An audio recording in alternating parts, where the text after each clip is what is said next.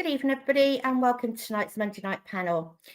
We will be joined by Nick, Jamie, and Andrew shortly. But just a couple of things. Tickets for Wimbledon went on sale today for people with above 320 loyalty points, I believe, and season tickets tomorrow. And Vic will fill you in on the SAS for that shortly. And just like to say, who attended the 85-86 event last Wednesday, I hope you enjoyed it.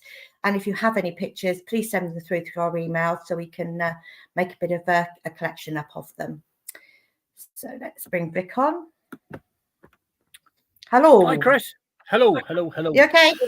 Yeah, I'm all right. Thank you very much. And sort of an add-on to the 85-86, we should say thank you very much for all your donations to Derby Rimmer, which has now allowed us to give over £8,000 to the Derby Rimmer Foundation, which we're absolutely delighted about. And we will continue to collect for them for between now and the end of the season. But I think, Chris, we were knocked over sideways as Dan Design's picture went for £500, which I know Dan is completely knocked over by. But yeah, what a night. Fantastic. And thank you. Fantastic. Yeah.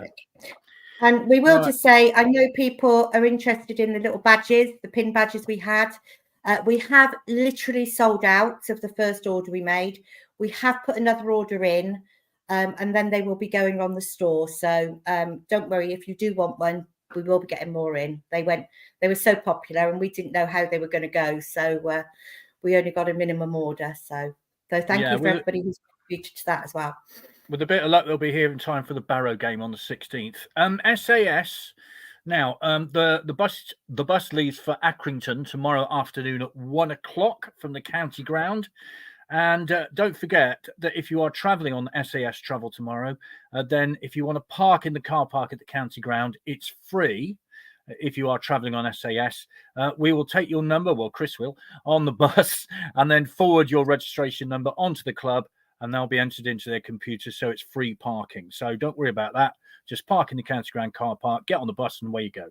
Also, we should like to say best wishes to Grace Purnell, who picked up a really bad injury in yesterday's STFC WFC Cup defeat to Bournemouth. We wish you all the very best for a very speedy recovery. And unfortunately, of course, the women lost yesterday 2-1 to Bournemouth in the FA Cup. So their interest in that competition is over. But that kind of pales into insignificance when you get a player who's badly injured. We wish you all the best, Grace, and hope you get back soon. Fantastic. Okay, so let's bring our panel on for tonight. So we have Nick all the way from USA. We have Jamie from Wooden Basset. And, and we have Andrew. Okay, so any questions, please leave them in the comments, and we'll get through as many as we can. See you all later. Thanks, Chris, very much indeed. Welcome, gentlemen. Thank you very much indeed for taking part. Nick, I've got to ask you, first and foremost, what is that big blue thing behind you? Oh, that's my background I have. That's the Rush. That's the R for Rush. So the Rush organisation, we all have that. Well, I got it on my shirt here. We all have the R. That's the emblem. That's sort of like the S for Superman. With Rush, it's the R. Just explain what Rush is for those who don't know. It's the biggest soccer organisation in the world. So sorry, the what? The biggest what in the world? Organisation, yeah. It started up many years ago. A guy called Tim Schultz in Colorado, when two clubs come together and they become Rush. So they change their name, and then it opened up in Texas, I think, or somewhere like that. And then it just there's branches all over America, all over the world. They got them now. They got a team in like the Croatia Division 1 team. They got a second division women's team. So it's all over the world. Costa Rica, they're everywhere. Fabulous. Thank you very much indeed. We should say hello to Joe, who's just joined. Sorry, I had loads of problems trying to get on. I don't know what was going on, but I got there in the end. You're sorted now. You're here. Excellent. Jamie, a very good evening to you. How are you after Saturday? Evening. Well, I'm happier than we were before the game. No, it was a good weekend. Thank you. A bit cold. First time the big old coats are out. Yeah. But then I think we're going to need that tomorrow night even more, aren't we? I think so. Yeah, that'll be the second time tomorrow night at Accrington. Mr. Hawes, great game to comment on. Yes, great fun. if you know, last minute winners are always good. Last minute utter chaos, hitting the woodwork, bouncing off defenders winners are even better. And I think minimum 4 layers. I think I'll go for tomorrow. Yeah, I think you're probably right. We'll get into the game in greater detail in just a moment. Joe, did you go Saturday? I did, yeah. How were you? Yeah, it was good. I enjoyed it. I must admit, I didn't expect anything from it after the recent weeks. So yeah, it was a nice surprise. Definitely much better than it has been of late. And obviously, as Andrew just said, you can't beat a winner in added time, can you? So yeah, no, it was good. I was really impressed with the team as a whole, and I think the difference was they kept going to the end, didn't they? And that was the difference, because we then obviously got that goal in added time, whereas previously we've sort of given away goals late on, which has cost us. Yeah, Nick, did you watch from afar? Yeah, I had it on. It was playing up a little bit, so I kept flipping around different. But so I saw it. I saw the game, which was nice. Nice to actually get it. I wasn't coaching, so I could watch it, and I thought it was good, especially after giving that goal away early second half. Your first thing is, oh, here we go again. So I thought they'd done really well.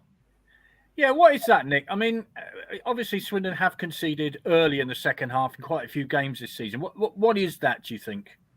I don't know. Is it lack of concentration coming out? It's a hard one to say. You know, because he must work on that, because you've done it so often.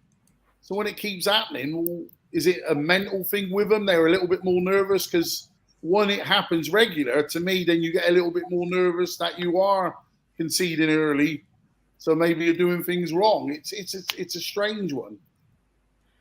Jamie, I just thought it was a cracking game of football. I mean, fair play to Mansfield as well, because they defended very well. They had a go. We had a go. It's just a great game of football, wasn't it? Yeah, it was the proverbial backwards and forwards for a basketball game at times, wasn't it? I think you can see why they hadn't lost this season, couldn't you? Because they were well organised. They're a big old team again, and there's a lot of experience in it. But I thought we handled it better than we have done recently. I think there was a few players that stood up more so than they have done in the past few weeks. But I think we weren't quite gung ho in places, and I think that probably helped, because you could tell when we did go bombing forward and we did lose that concentration and that discipline, we got hit a few times on the break. So I think maybe we were just a bit more disciplined than we've maybe been in a few times in the recent past. But I was impressed by the likes of Kinsella. I think that was the Kinsella we thought we were going to buy, or we were going to get at the start of the season, and he hasn't really figured at all, has he?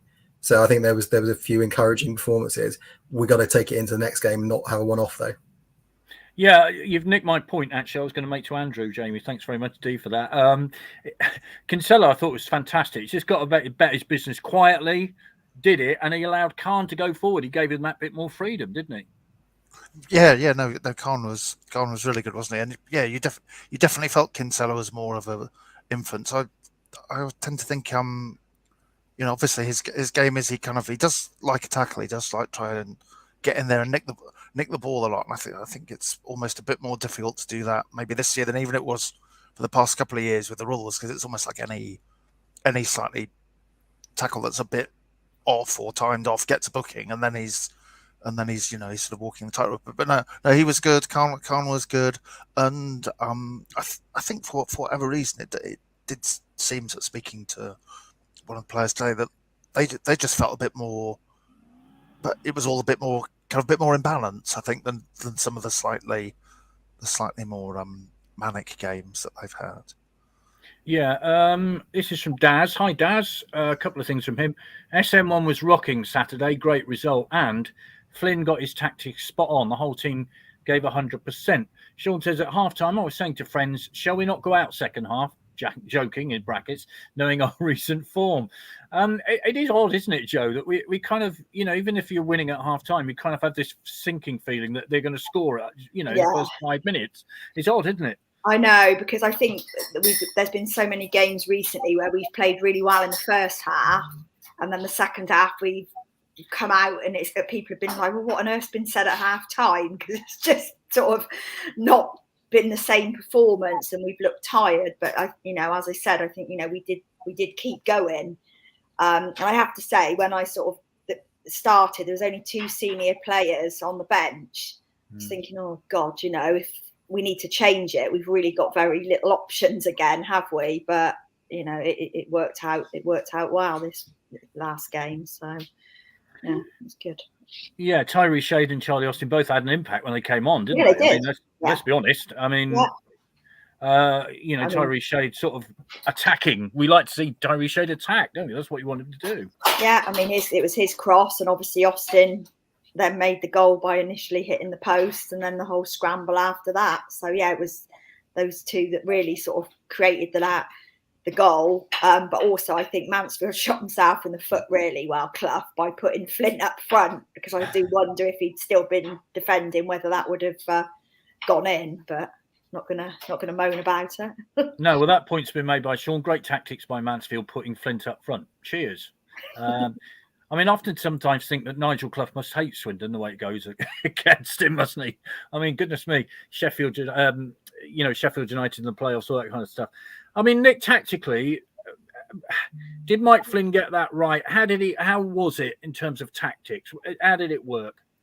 No, I think, you know, you win the game, so he's got it right. Let's be honest. If you lose the game, people would have probably complained. Sure. I think what he done well is, I still think Khan's more of an attacking midfield player than a holding. So by playing Kinsella in there, I think it gives Khan more, like we said, more freedom, like Andrew said earlier, to attack. And I think that gives it a better balance to the team.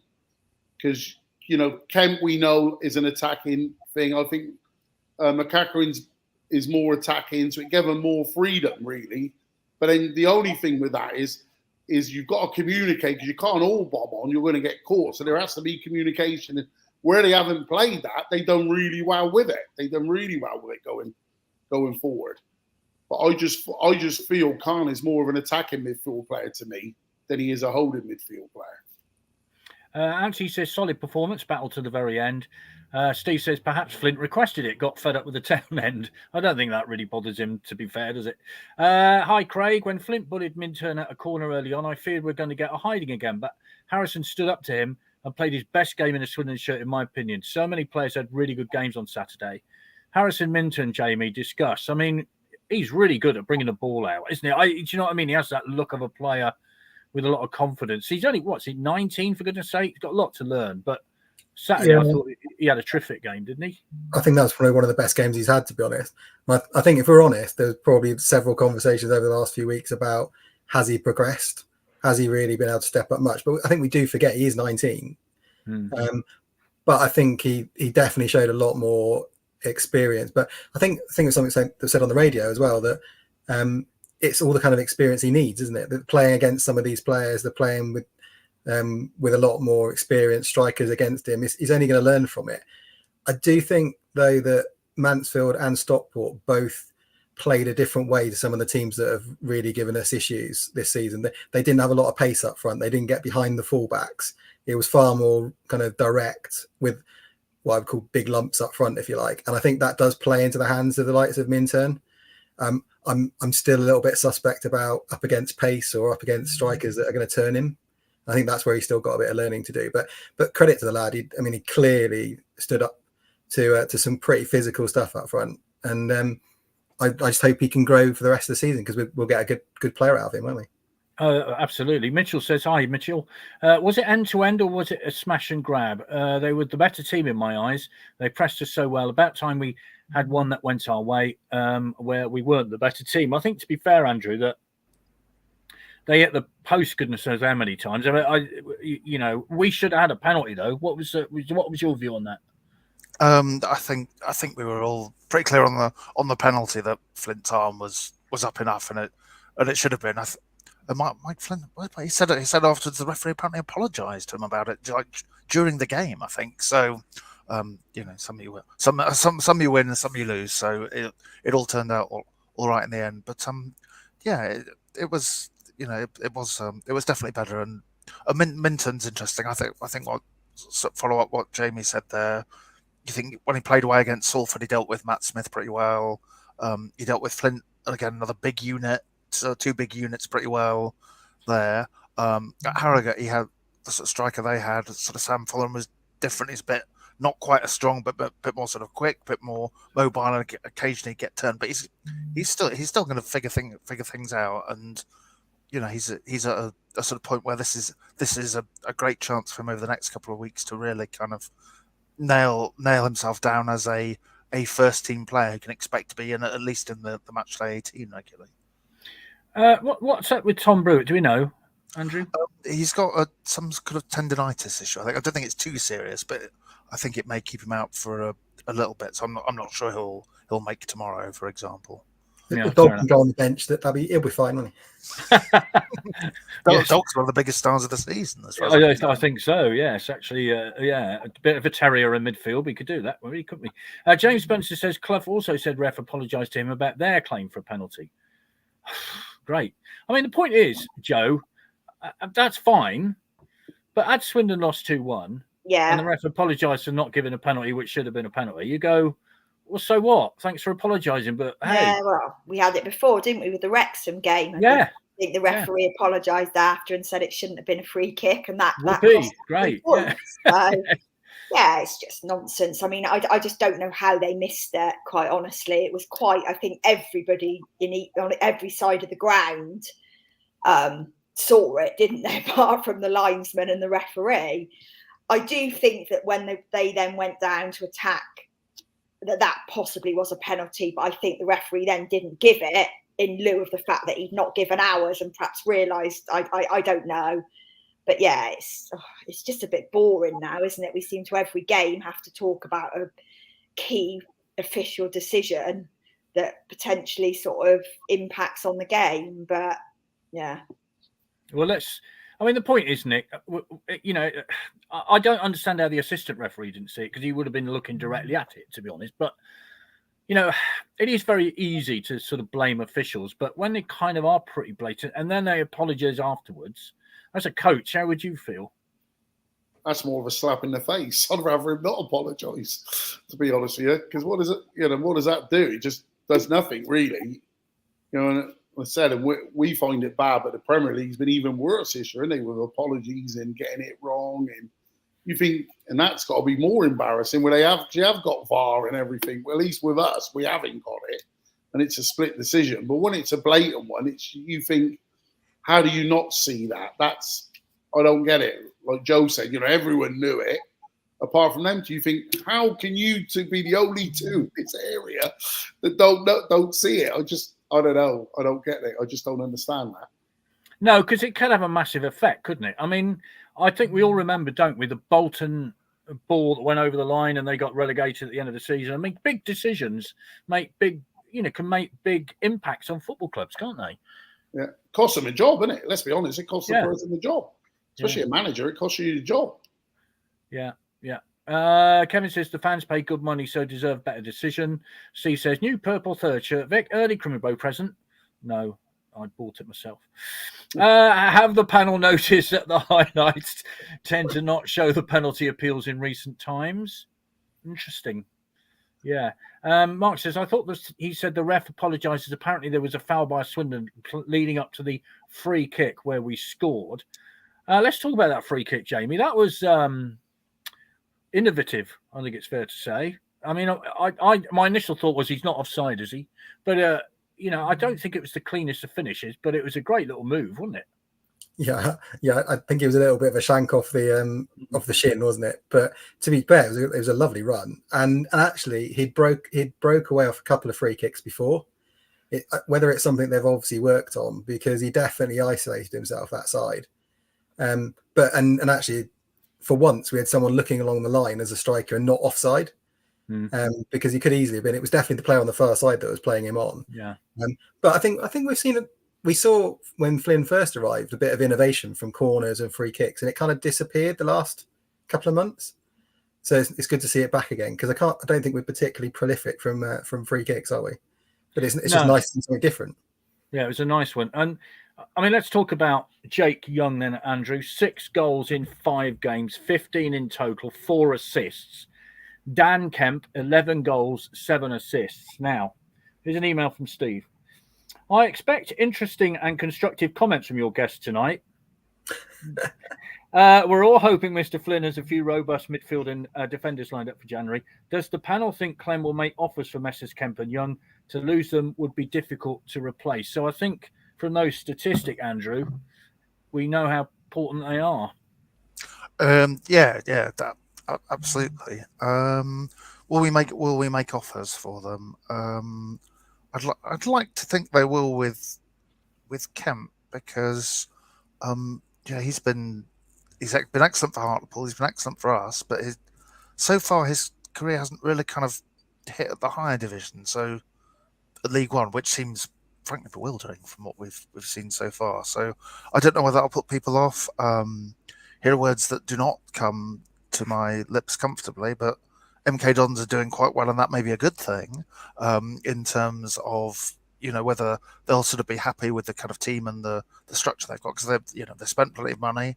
They've got a new manager in. Obviously you've got Payne and Tomlinson there, and all the rest of it. So I'm hopeful. I can't say I'm hopeful there'll be a deal to be done by Kemp, because you do feel like a League One club may well take a chance, but I think there's a bit more hope. Bradford aren't having a particularly good time, so you do wonder whether they'll just call Young back, because he's got 18 months left on his contract, whereas I think Kemp's is up this summer. I'm saying that off the top of my head. I'd have to check. So that obviously makes a little bit of difference when you're getting into the last 6 months. Hopefully we'll try and acquire both of them, because they're clearly having a good time here and enjoying it here. We'll be able to. It's going to be another one of those Januaries, isn't it? That we all know and love so well. Yeah, I'll ask Joe about January in a minute, because I'm sure she got one or two views on it. I mean, the point is, to me, Andrew, he's kind of in form at the wrong time, isn't he? I mean, he had that terrible run, didn't he? And then he scored the goal at Milton Keynes, and now he can't stop scoring, which is the way it goes with strikers, isn't it? I mean, that's how it works. And like on Saturday, it wasn't the cleanest of hits, but hey, it went in, and he got a bit of luck with the post as well. But is it the wrong time he's hitting? Not that it's ever a wrong time to hit form, but I suppose from that point, the fact that he's doing well and Bradford generally aren't, although I think they did win at the weekend, didn't they? And Tyler Smith keeps scoring for them now, coincidentally. He's starting to get on a good run of form. So whether that might help Swindon out a bit or not, I don't know. But I can't say he didn't want to score, because there aren't, you take away goals from him and Kemp, there's not a lot really sort of distributed around else. But I know what you mean. If we could sneak a couple of wins and he could just shin a couple over the bar at the same time, that would be nice. But that's probably asking for too much. Yeah, I think probably it is. Right, let's have a look. More worried about January exits with so many players out of contract in May. Loads of stuff coming in. Hang on, more on the linesman and the referee. Linos either A, don't put in their two penneth, or B, the referee doesn't consult the lino to start with. And I don't want VAR. I'm not sure any of us want VAR, to be honest, looking at what it does in the Premier League.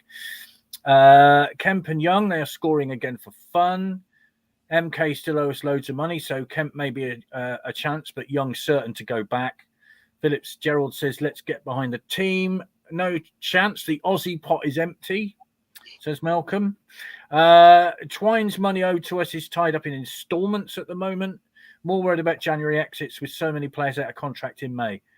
Joe, I know this is kind of one of your pet subjects. I mean, to me, Kemp and Young are essential. We thought that at the start of the season. Then Jake Young stopped scoring, but now he is. You kind of think we desperately need him.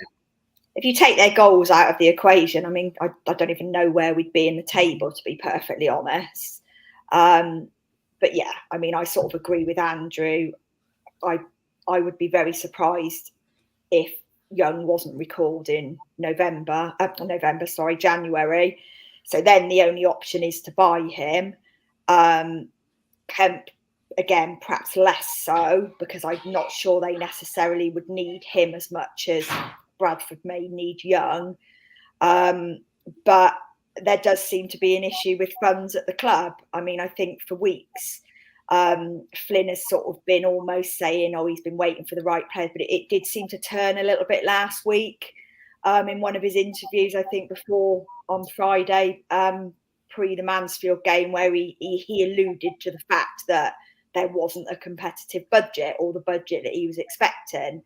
So it does feel as if funds aren't necessarily there. So yeah, I am quite worried about what's going to happen in January, in all honesty, because if we lose them, I mean, really, we need to strengthen a bit with them without losing them and not replacing them adequately, which, you know, does concern me.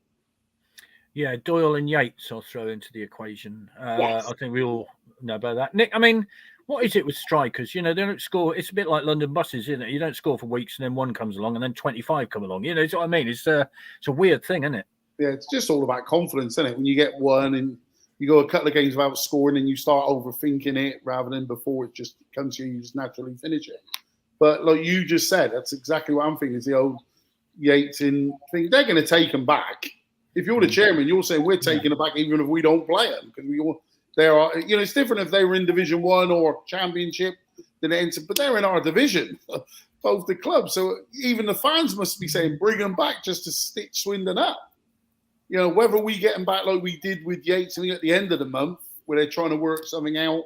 Because like you're saying, with I think Young's he's got a longer contract, like Andrew was saying. He's got a longer contract, but the other one, we should definitely have a chance, but they're going to take him back. So it's pointless people think, I think 100% they're going back. Both of the clubs are going to take him just to mess us up because they've been that important for us. They are that important for us. Like Joe said, without their goals, where would we be if they weren't there? Where would we be in the league? Well, I think Charlie Austin's next with 6. So that'll tell you where we're at with that. I mean, Philip says, we worry too much. Just let it happen. I mean, he's right. I mean, we can worry all we want, Jamie, but there's nothing we can do about it, is there? If they wanted to call them back, they will call them back. Simple as that, really. No, and I think the difference is we can't get into the situation we were in with Doyle and Yates, where it was the 11th hour of deadline day and you're either screwed or you just about squeak someone in. You've got to hope that they've got a plan in place that fills other gaps, if you like. And then if they do come back, that's a cherry on top, if you like. But I think if your strategy for January is we hope we get them back at the end, then I think you're on pretty thin ice, to be honest. They're not going to not call them back. I mean, if we put ourselves in their position, what on earth would we be saying to our chairman if they didn't bring a player back? You know, particularly in Bradford's situation. If Hughes was still there, totally different story. I think it was pretty clear that Young had fallen out with Hughes, but you got a new manager. So worst case, he's going to want to see him for a few weeks and see what happens. And I'm not quite sure, Andrew maybe knows better than us, I'm not quite sure how much power players at our level actually have. If it was a higher level with bigger players, maybe you have a bit of say in it. But Doyle clearly had some say. Is Young quite as powerful to rock the boat as Doyle at the end of his season, at the end of his career? Don't know. I suspect not. No, you can't bank on it, can you? No. And I think honestly with MK, it might be more to do with do they need money to invest in their team? So actually, he's a saleable asset, really. And if we're not willing to put the cash up, is someone else. That might play into the equation bigger than us, to be honest. Well, Mark sent an interesting comment. Reading the Bradford Argus, their fans are already demanding him back. Adrian says they don't need Young, Cook and Smith, 6 in 5, and Valdane Oliver back who they rate. I mean, they seem to have a surfeit of strikers there, so maybe that will help. I mean, what have been your thoughts, Andrew, on talking to Michael Flynn? Joe was saying that he's kind of changed his tune. Is he? I mean, is he?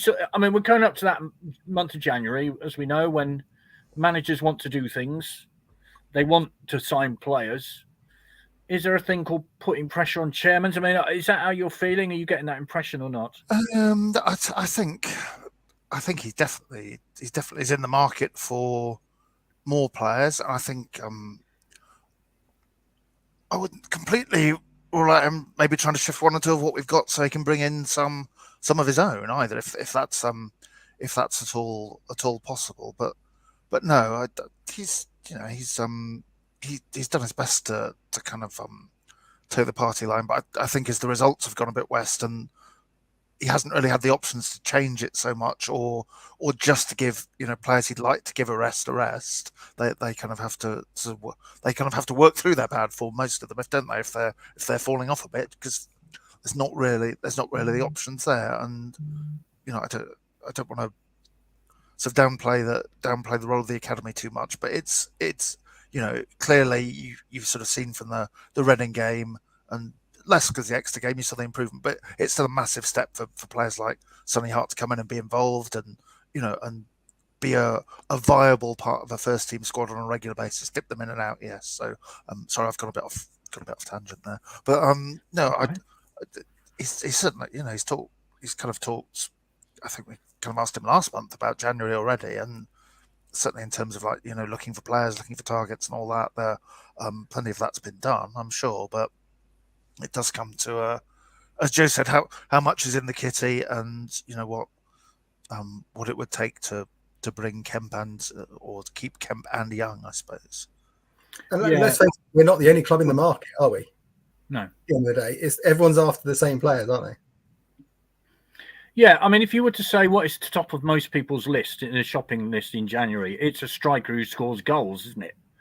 I mean, you know, they're worth their weight in gold, aren't they? It's that simple. So if you're banging in, who knows, you might get 20 by January, which is ridiculous. People are going to look, aren't they? We fall into the same trap every season with loan signings, but with no money available, what are the other options?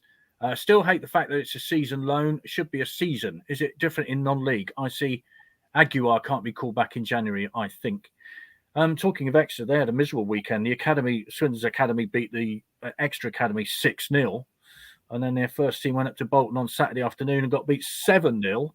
Not only that, Gary Caldwell, the manager, got a 6-month driving ban today for a couple of speeding offences. So not been a good week for Exeter City, I tell you. You might be staying at home for a while if their form continues, though, on the other hand. Won't have to go into training. It's not been a good week. Flynn, what's he on? Not on your Nelly 1 week. The best next. Confused.com. We will loan Danny Johnson. Don't panic, Captain Mannering. I mean, where are you with this, Joe? It's just, you know, we don't know what the situation financially is. The trust is supposed to be looking at the books. We'd like to know what the situation is. We don't know. We'll hopefully find out at some point. There's the old sustainability argument, whether you want to keep the club sustainable or not. You know, where do you? I know where you sit, really, but I do genuinely feel that January is going to be a bit make or break for Clem, if I'm honest. After sort of some of the stuff that's gone on and the sort of the untruths or whatever, the whole business around the shares being an error and then it wasn't, and again, you know, in the interview that you did with him, Vic, he said he was in the process of buying them back. Well, how long ago was that? And we've not heard anything further on that. And again, obviously the trust have been trying to get hold of accounts, and again, that's gone quiet, which it just makes me feel a bit uneasy about everything. And he came out and said that he would be overseeing the January transfer window. So really, if we end up not really bringing anybody in, again, it's just going to make him look a little bit silly, isn't it? So I think really, you know, January is just going to be key for the club, and it will either see us doing okay this season or dropping off and everybody being unhappy that we've been sort of almost sold down the river a little bit with the promises for this season. So, you know, I hope it does go well, for everyone's sake, but we'll have to see, I suppose. The thing is, if you look back to Saturday, it's why we go, isn't it? Yeah. I mean, that is why we go to football, that game. And you come away from that thinking, flipping heck, that's why we go to football every week.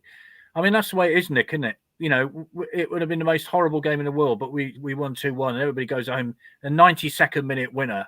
Nothing better than that, is there? Or 94th or whenever it was. Fabulous. That's why we go to football, isn't it? That's why we love it. Yeah, that's why it's so unpredictable. That's why the football pool's got to be the lottery's probably easier to win than the football pools. You can never predict anything. It's got to be the hardest thing in the world. The old football pools, predictions and stuff like that, because that's what you love about it. That's what you love your team, and good or bad, no matter how bad they've done, we still love it. We still get up and follow it. We still, you know, you can't help it. It's embedded in you. That's why, you know, changing it a little bit, being over here, they haven't got that like they do in England. You grew up with your soccer team. Football team. Not again. You've used that word again. What's going on? You grew up with your football team, and people say to me all the time, and you can't help it. I'm Swindon Town. That's my club. No, forget your Premier League clubs. It's Swindon. But that's where you go for it. You love, there's always the chance of whoever you play of getting that result. You play well, they play bad. If things go your way, let's be honest, that winning goal. What, I was going to say Charlie Emery. How old am I showing? Oh, Charlie Austin has the header. I thought it was in. It comes off the post. He turns and spinning, hits a player on the line. Young hits it, hits the post, comes out. You not being here live, it must be like having a heart attack. All that going on. It I was watching fabulous. it. I was jumping up and down out the chair. Yeah, that's the beauty of it. That's the beauty of the game. A lot of people round by us are gone, so I reckon a lot of people missed it. I don't get that. When it's a close, I just don't get why people leave early. I never understand that. It's like going to watch The Mousetrap and leaving before you realise who the person who did the murder is. You just say, what? Why would you do that? You mentioned Charlie Henry. I should say he was in fabulous form last week in the 85-86 night. He was in fantastic form. So great to see him. And we're getting back to the county ground very shortly. So mention of Charlie. Of course, the original Charlie was Charlie Henry. Steve says, hi, Brewitt, Clayton, Devine, Blake Tracy, George McEachran, Hutton, Shade, Hepburn, Murphy, all out of contract in June. It's a lot of players, Jamie. Yeah, but we've been through this before, haven't we? It works both ways, doesn't it? Probably three weeks ago, we might have been happy that some of those are out of contract. So it does. In theory, it does give Flynn some flexibility to work around, doesn't it? Whether that's in January or whether that's the end of the season. But I think that's probably the same for a lot of clubs. There's very few. If you look at the summer transfer dealings, there's very few long contracts, was there? So there's a lot of clubs with similar 1-2 year contracts maximum. And I think the one thing I'd say is Flynn's brought in some decent players. He looks like he can identify a player. I've been really impressed with Kokolo, who's come in. He's looked really solid as a kind of left wing back. So actually, have maybe a bit of faith in he can identify players, but it comes back to, is he given the budget and the kind of space to play in the transfer market? But let's see what they come up with. That's judge them on a transfer window. I think that's all we can do.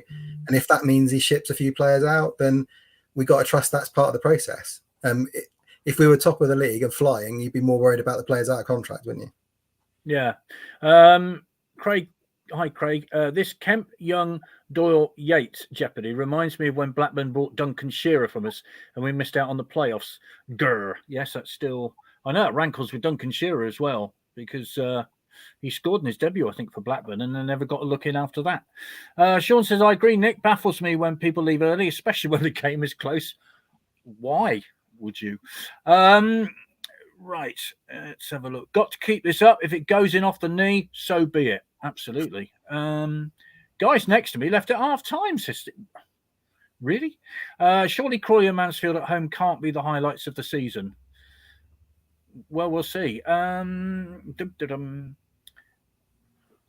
have a look. Where's the money for Jacob Wakeling gone? Well, all these questions, I don't know, Andrew. You may be closer than us, but I don't have the answers to where all the money goes. Do you? Do you know? I wish I did. Other than football clubs seem phenomenally expensive, full stop, to run. But yeah, no, yeah, it's I think there has to be really something in the pot for January. Otherwise, people will, as Joe said, I think they will, whatever patience they've got left with them will probably ebb away if we don't improve on what we've got in January.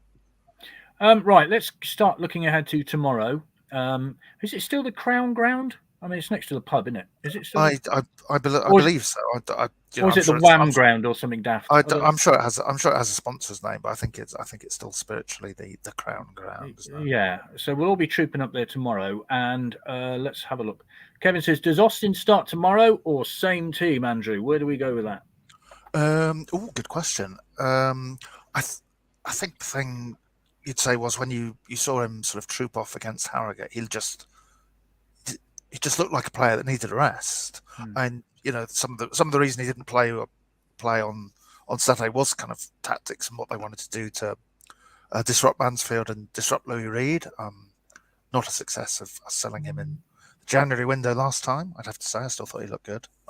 Sorry, I'm ranting gently, but I wanted to get there in. But it does give you the freedom to hopefully have a sort of slightly more refreshed Austin if you want to go back to the two up front. My knowledge of exactly how Accrington will play is not brilliant, but I think they're more than capable of doing a bit of both. I think they can, they can knock it around, or they can be a bit more direct by all accounts. So maybe you will want a bit of Austin's extra kind of physicality, yeah. But I think it's legitimate to hope that the rest has done him good, and he enjoyed it. He seemed to enjoy his 2 minutes anyway. Yeah, he did.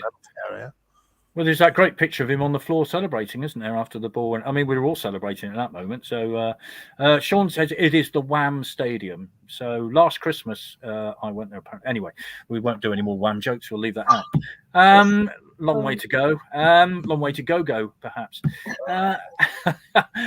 Keep the same team, Joe, or never change a winning team. How do you view that? I don't know. I don't know whether I probably would go with the same team, in all honesty, on the back of the win.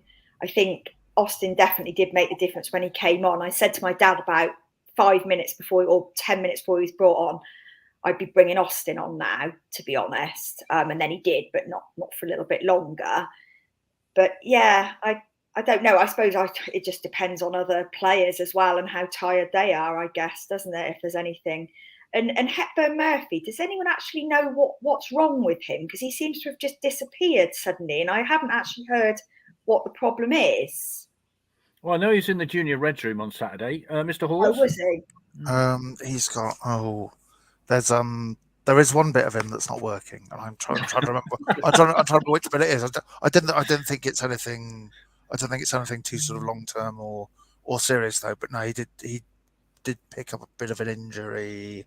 I think it was last week in training at some point, but I've just had a mental blank on exactly what he's got. But it wasn't meant to be kind of any sort of long term problem of the sort of problems he's had earlier in his career. Didn't they say he'd had a scan, but it was clear or something after? Yeah. Lots of bits of me don't work, so I can understand how he feels. Nick, I mean, second half of the point is, to go back to the 85-86 team, they had a miserable start to that campaign, and then they suddenly went on this magical run. It is possible, isn't it? And a result like Saturday can actually kickstart your season again, can't it? Yeah, it definitely can. Actually. Especially the way Mansfield unbeaten and all this. It ain't like you just won a game. You've won a big game. You've knocked their unbeaten runs, and that gives you even more confidence. And look at the start of the season, how well we were doing. So it's just trying to get that right balance, players being injured and coming in, and now you have a win like that. You could go on a good run now. They definitely could with that. Personally, like you were saying, I would keep the same starting 11. I said I like Calm further forward. I just think he's more dangerous going forward. You're saying Kinsella is more of like we were saying earlier, is more of a defensive mid. So you got a more natural defensive midfield player there. I agree with Andrew. I like Reed. I don't know why they got rid of Reed. I would have kept Reed. I thought he might not have had as good a season last season as he did the season before, but I like Reed in that older mid player. And I think Kinsella's better suited than Calm there. So I would probably stick with what they played on Saturday. And if you're going to bring Charlie on, bring him on, maybe give him a little bit more time towards the end of the game and see depends on how the game's going. Well, I was going to say that's the bottom line, isn't it? It depends on how the game's going. Yeah. Simple as that. Obviously, the team did well this week. Keep the same team. That's from Ricky. Hi, Ricky. Blake Tracy is a must to keep if he's out of contract. That's from Matthew. Darren says need another 3 points at who are Accrington. Then it's a free FA Cup weekend. Need some positive vibes going into that. Now, Fraser Blake Tracy, Jamie. He was rampaging all over the pitch, wasn't he? I mean, it was an extraordinary performance from me. I just thought, where's he going now? It seemed to me he was forceful. He was coming out of defence. He was going forward. What were your views on him? I think he's one of those that cares and takes it really personally. So I don't think I was surprised by that because I think he's probably one of those, along with Brewitt, that you'd pick out and go, that would have hurt the last couple of weeks. Yeah.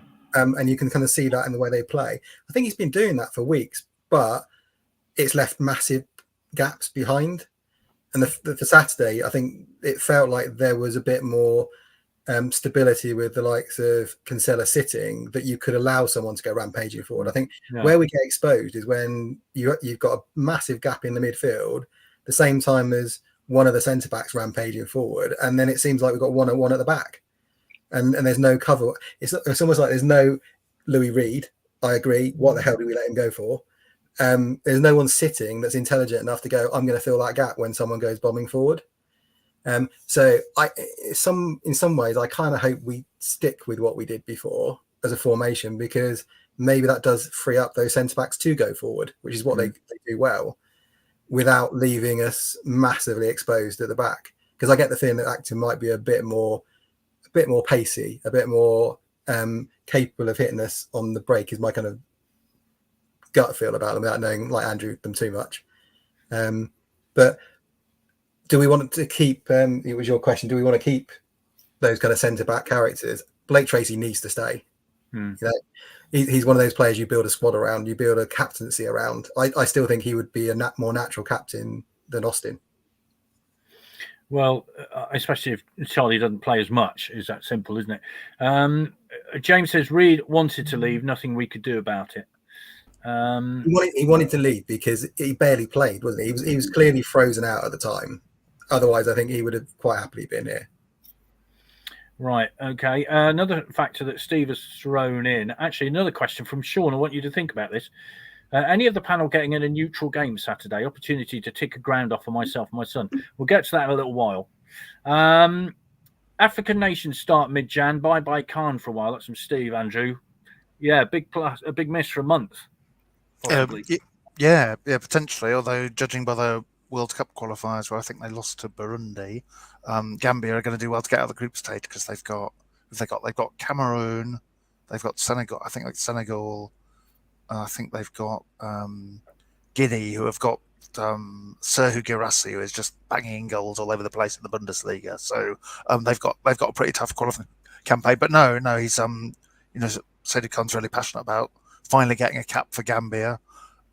So he will want to go, and we've got no right to stop him if he's going to get to play in this sort of continental championship. So you'd wish him well, but again, he is a very difficult player to replace because of that kind of good level of unpredictability he has. If you see what I mean, he can break forward, he can set. I think I do have some sympathy with Nick that he does seem sort of happier instinctively trying to progress the ball forward by running with it, which is not really an asset we've particularly got, although I suppose Shade does a bit of that. So I think I've forgotten the question. I just keep going off on different Take your hat off, you're overheating. It'll be it's the African nations, I think. Oh yes.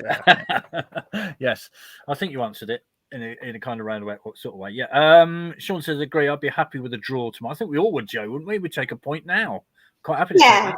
I think so. I mean, our Tuesday night record isn't particularly great. I think we've only won against Forest Green, haven't we, this season on a Tuesday night? So I think a point on the back of the win on Saturday, which probably, if most of us are honest, we didn't expect to win on Saturday. So I think 4 points out of those two games would be quite pleasing, really. Obviously, if we could snatch a win, that would be brilliant. But I'd take a point, definitely. Yeah, without question. Right, let's get to Saturday, because Nick, it is our traditional Christmas shopping day, second round FA Cup day. Of course, I think the last time we were in the FA Cup second round was in 1910-12 when we got to the semi-finals. It seems to me. I mean, it's an interesting one, isn't it? I mean, fans like to watch a game of football. I mean, what would you be doing Saturday? I'm sure you'd be coaching, won't you, Saturday? Well, I'm in Virginia Beach. I got a tournament in Virginia Beach, so I'm down in Virginia. Yeah. Well, it's supposed to be. They reckon it's going to be pretty nippy, Dan. I don't know what it would be like, but yeah, I'm in Virginia Beach. 12 of our club teams are going, so I'm going down to support. It's good because it's all on one complex. So it makes it easier for me. I'm not driving all over the place. I'm just on one big field complex with all the games on. So I'll be down there so I'm glad it's FA Cup. I won't be missing a game then. No, well, you can always pencil something in for second round FA Cup day because you know nothing's going to happen, don't you? So it's that simple. How was Thanksgiving? You're not. I mean, as a Brit in America, it's a bit strange, isn't it? Because it's a very strange holiday. Yeah. Yeah, they love it here. The Americans all love it. When I've been in, because I said I'm new to Delaware, so I haven't made that many sort of friends. My mate in PA invited me up, but because I just come back from Florida coaching, I just wanted to have a few days at home, so I stayed here. But yeah, they love it all here. We had the week off. We give them the week off because that's Thanksgiving is like England's Christmas. That's when they have the turkey and all the family get together. They don't get together at Christmas. They get more together at Thanksgiving. Like Wednesday is the busiest flying day of the year. Sunday is the busiest road travel day where everyone's going back home. So it's like England's Christmas is Thanksgiving over here. And they have a big American football game too, don't they? I mean, yeah, they watch all of them. I got to get more into. I can't get into the American sports. I'm struggling. I can tell you all about the England stuff, but I can't tell them about the American, even the MLS and all that. Like I follow the Women's Super League. I can tell you all about the teams on that. The American one, I still don't know. I'm struggling. I want to try and get into it more, but it's just so hard. Yeah, fair enough. Hi, Claire. The noise from the fans in those last 2 minutes was incredible. Longest 2 minutes ever, waiting for the ref to blow the whistle. I celebrated our second goal as widely as I did the last-minute winner against Oldham. Yeah, it was a long... and even, Jamie, to be honest, I think they had a throw-in towards the end, and you just thought, oh, no, here we go. But they held out, which is brilliant. Darren says, Swindon Supermarine at Hendon Saturday. Go and support them. What about you then, Jamie? You've taken in a game Saturday? Well, on the basis of the number of motorway closures on the way back tomorrow night, I'm still expecting to be recovering, I think, on Saturday from our lovely journey back from Accrington. I don't want to say it's the perennial Christmas shopping day because I don't particularly want to be doing Christmas shopping, but it's probably going to be honest. And no, I won't be foretaking another game. I think I suffer more than enough Swindon games, let alone going and seeing someone else to put it through, particularly if it's going to be as cold as I think it's going to be on Saturday. Yeah, motorway closure. We may not be back by Saturday. You never know. Craig says the STFC supporters Scotland branch are going to Keith versus Wick Academy at 3:00 and Isla Vale versus Bangchori St Turnans at 1:30. Interesting. I would say Saturday was extraordinary. We had a supporter come from Dublin. We had Craig who came down from Scotland. Declan came from Dublin, and we had 10 fans visiting from Sweden, which was phenomenal. And we've lost our American panel member. He'll be back shortly. But that's extraordinary. And to talk to those 10 people from Sweden on the pitch on Saturday was great because they, fabulous. Mr. Halls, will you be taking in a game Saturday? I was considering Chippenham. They are not Worthing, so I'm almost wondering whether I can see if I can get an assignment to do a sneaky Ricky Aguiar watch while I'm there and see how it's getting on. But no, it's a bit unlucky, isn't it, for Supermarine and Chippenham that they're both away because they'd be quite sort of viable options, I suppose. Joe, are you taking in a game? I'm not. I'm actually. It's worked out quite well actually that we haven't got a game because I was already going to London for the weekend, so I would be doing some Christmas shopping in London on Saturday. So good planning. You knew we wouldn't be playing, didn't you? Wow. So, there was always the little hope that we might get a London team. We could have sort of embroiled that within the weekend, but deep down I probably knew that we weren't going to be in the second round. Well, I might take the grandson to watch a Devon and Exeter Premier League game if I can find one, so I'm sure he'll enjoy that. Hevertree versus Topsham or something, that'll be a laugh. Going to Hull versus Watford, missed out on that ground when our minibus didn't show up at the county ground last time we played them. That's Sean. Apparently the day after Thanksgiving is Brown Friday for plumbers. I've heard of Black Friday. That's when the shops go into the black, isn't it, after Thanksgiving? It was brilliant. Made my 310-mile round trip well worth it. I've seen too many losses at the county ground this season. Thanks, Ricky. That's another long-distance traveller. And Sean Platt, good luck with that. We went to Turf Moor when Aki game called off. Boring 0-0 draw against Watford. I mean, that's the point, isn't it, Nick? That football fans just like to go and watch another game. It doesn't really matter what it is. It's just a game, isn't it? Yeah, and then it's good to support your local teams when you ain't got a game. You ain't got a game. I'd always try and go to a little local. So I coached at Carl, I coached at Chipping Sodbury when I was there before, and I enjoyed that. I really enjoyed Chipping Sodbury. It's good. So if I'm back, sometimes I'll go and watch them play with a mate of mine. We go and support sort of the local scenes out there because I like that. I like doing the local scene. So I was looking the other day about the women, the Swindon Town women, but they ain't got a game when I'm back. Otherwise, I'd have gone and watch them play. But they're not playing when I'm back. Oh. Yeah, I was looking at their schedule yesterday to see if they had a game. So I'd gone and watched them. But they've got no game. I think they played just before I get there as their last game till in January. So I can't watch them. So I'd like to support the women, the Swindon Town women. Yeah. Ricky says, trust you to bring up the Swedish supporters. I thought I was doing well travelling from Norfolk until you mentioned them. Hi, Derek. Barwell versus Needham Market. Kevin Horlock being manager of Needham Market. Yeah, absolutely. After last Monday's panel, we should pass on our best wishes to Grace Purnell for a quick recovery from her injury on Sunday. Yes, we did that earlier, but we're happy to do that again. Picked up a very bad injury in a defeat by Bournemouth yesterday in the Women's FA Cup, so we wish her well. Now, I was asked this question, right? And I'm going to ask you, Jamie, first of all. I'm going to go around the panel. A little bit of, we have a lot of serious stuff, but this is a lighter one, right? Football songs. How do they originate? Now, I don't know if you've ever been a townender, Jamie, but anyway, there is one which in Dublin's Fair City, it's a Swindon song. How does that work? Any idea? The only time I've been in the town end is during COVID. That was an interesting experience. I have no idea, to be honest. I think there's always weird little histories to some of these songs, and I'm imagining it's probably before my time. Is it a really old region? It's from the 60s. I remember it well, yes. So it's what are you saying? Definitely before my time back, But it is interesting, Andrew, isn't it? How these things originate. Somebody must start it off as a song. Yeah, but I don't think I've ever met anyone who's confessed to starting it off as a song. That's the mystery, isn't it? And even if you've written it and you start it on your own, what do you do? Do you have to pass out pamphlets to the people next to you? And then it's like, we're gonna try a new one. We're gonna try a new one this week. Come on, everyone. We need some help here. No, there's a few that sort of fade in and out of fashion, aren't there? But there's some that feel like they've been with us forever. Although, given our FA Cup record, the old case or although that's still popular, I don't think we're going to be over employing that. Well, if we got a Colchester via Wembley, that might be the only way of doing it. I would think.